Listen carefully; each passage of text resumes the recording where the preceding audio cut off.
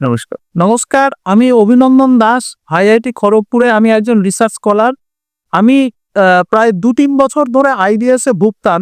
আমাদের প্রফেশনাল ওয়ার্ল্ডে যেহেতু খুব পড়াশোনার চাপ এবং কাজের চাপ থাকে, সেই কারণে আইবিএস এর আমি আক্রান্ত হই। কিন্তু আমি ১ম দিকে অনেক অ্যালোপ্যাথি ওষুধ খেয়েছিলাম, অনেক ডাক্তার দেখিয়েছিলাম ব্যারাকপুর, কলকাতা, খড়গপুর বিভিন্ন জায়গায়। কিন্তু আইবিএস একটা এমন ডিজিজ যেটা অ্যালোপ্যাথিক ওষুধের মাধ্যমে কন্ট্রোলড হয় না। হয়তো সাময়িক রিলিফ দেয়, কিন্তু পরক্ষণে আবার যখন আইবিএস দেখা দেয় আবার পাওয়ার বাড়াতে হয়। এটা নট অনলি এটা একটা ফিজিক্যাল প্রবলেম, এটা একটা মেন্টাল ইস্যু। কারণ আইবিএস যখন হয় একটা পেশেন্ট অনেক রকম মানসিক সমস্যার মধ্যেও যায়।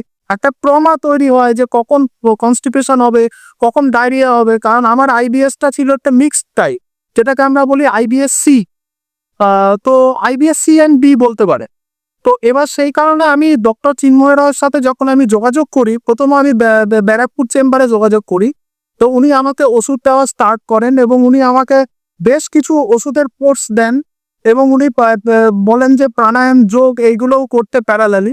কারণ মাইন্ডটা যদি স্টেবল না থাকে, নাহলে আইবিএস এর ট্রিটমেন্টটা করা খুব মুশকিল। কারণ এখানে ব্রেন গাটের একটা কানেকশনের ব্যাপার আছে, খাওয়া হজমই হবে না তা না হলে। তো উনি আমাকে সম্পূর্ণভাবে সুস্থ করে তুলেছেন আজকে। উনি বিভিন্ন কম্বিনেশনে ওষুধ দিয়েছেন, আইবিএস এর ডাইরেক্ট মেডিসিনও দিয়েছেন, হজমের ওষুধ দিয়েছেন, স্টুল যাতে ঠিকভাবে হয়, প্রপার স্টুল যাতে হয় সেই দিকটা মেনটেন করার জন্য আলাদা ওষুধ দিয়েছেন। তাহলে আপনি এখন মানে বলতে পারেন ভালো আছেন, মানে কি একটু কেউ বলতে পারেন। 100 কিন্তু আইবিএস যেটা বারবার ফিরে আসে সেইটার আপনার ক্ষেত্রে হয়নি আর। না, আইবিএস একটা রেকারিং ডিজিজ বটে, একবার যায় আবার ফিরে আসে। কিন্তু আমার ক্ষেত্রে ভগবানের আশীর্বাদে, ডক্টর চিন্ময় রায়ের আশীর্বাদে আমি অনেক ভালো আছি। আমার আর এখন আইবিএস এর সমস্যা নেই, আর ফিরে আসেন।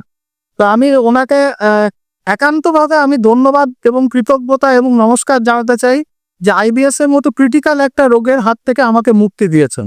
এবং আমি সবাইকে অনুরোধ করব, যারা এরকম ক্রিটিক্যাল রোগের সমস্যায় ভোগেন, অ্যালোপ্যাথির হয়তো ডাইরেক্ট চিকিৎসা সেসব ইয়েতে পাওয়া যায় না, আপনারা প্রত্যেকে ডাক্তারবাবুর সাথে যোগাযোগ করুন এবং আপনারা রোগের থেকে মুক্তি পান। ধন্যবাদ।